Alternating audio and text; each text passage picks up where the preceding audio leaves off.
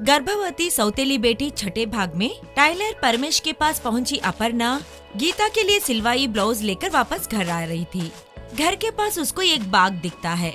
बाघ से बचने के लिए भागती हुई अपर्णा कुएं में गिर जाती है। वह देखकर बाघ कुएं के आसपास ही घूमता है। इतनी देर घूमने के बाद भी कुएं में गिरी अपर्णा वापस न आने को देखकर बाघ जाकर घर के दहलीज के पास ही बैठ जाता है।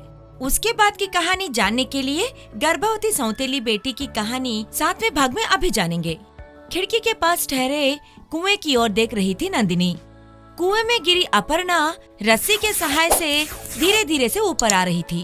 अपर्णा रस्सी के जरिए से ऊपर आने को नंदिनी देख रही थी। छोटी माँ, बाघ सोया हुआ है। बिना कोई आवाज किए वैसे ही कुएं से बाहर निकलकर पीछे के दरवाजे से आ जाइए। इस तरह कहती हुई नंदिनी कुएं की तरफ और सोया हुआ बाघ की ओर बार बार देख रही थी। कुएं से बाहर निकल रही अपर्णा को सोया हुआ बाघ दिखता है। यही अच्छा समय समझकर बिना कोई आवाज किए धीरे से कुएं से बाहर निकलती है। दहलीज के पास सोया हुआ बाघ को देखकर धीरे से कुएं के पास से निकलने की कोशिश करती है। अपर्णा का पैर लगकर वहाँ रखी बाल्टी धड़ाम से गिर जाती है। बस सोया हुआ बाघ आंखें खोलकर अपर्णा को देख लेता है। बाघ को देखकर अपर्णा डर जाती है।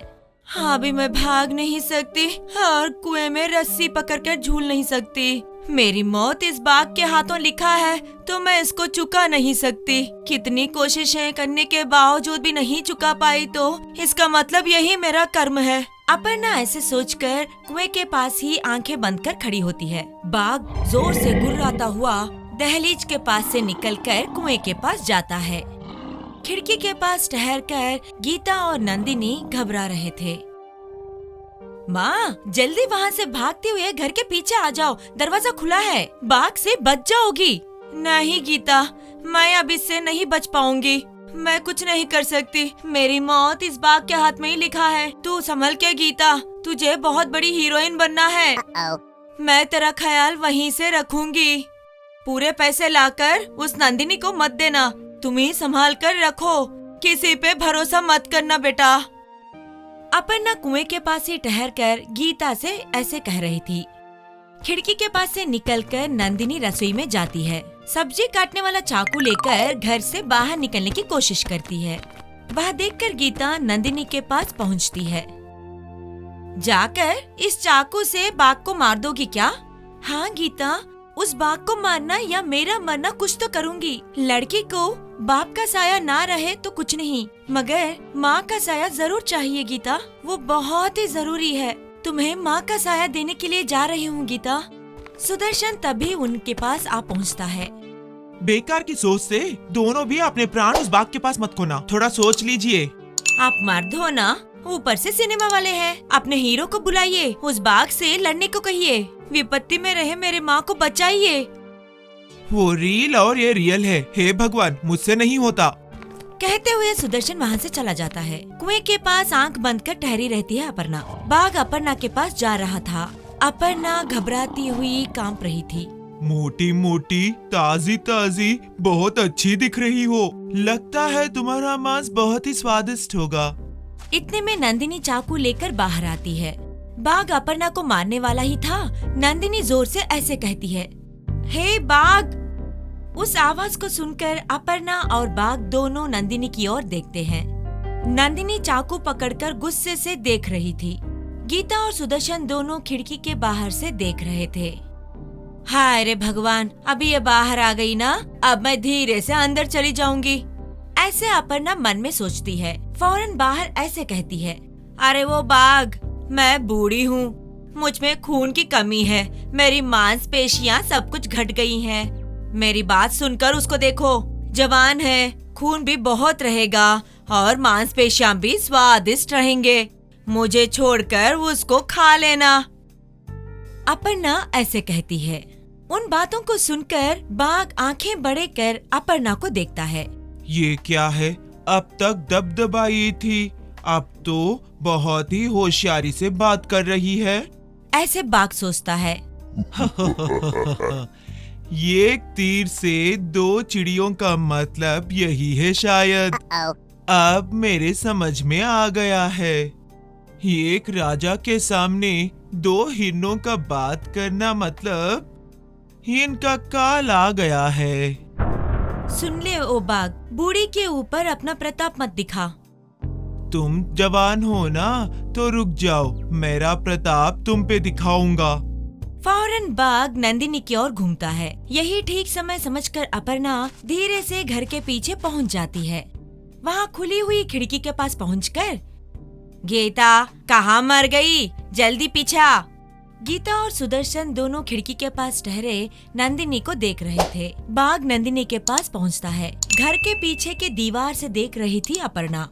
अरे वो बाघ, और क्या उससे बात करेगा, तुझे उसकी बातों के जाल में फंसा रही है। फौरन खा लेना, तेरी भूख मिट जाएगी, पता नहीं तुमने कब खाया। ऐसे अपने आप में सोच रही थी अपर्णा। नंदिनी के पास पहुंचा बाघ गर्भवती नंदिनी को देख रहा था। नंदिनी अंदर ही अंदर घबरा रही थी। ओहो, माँ हिरण को बचाने के लिए आई इस बछड़े हिरण को पता नहीं क्या ये भूल गई कि ये गर्भ से है।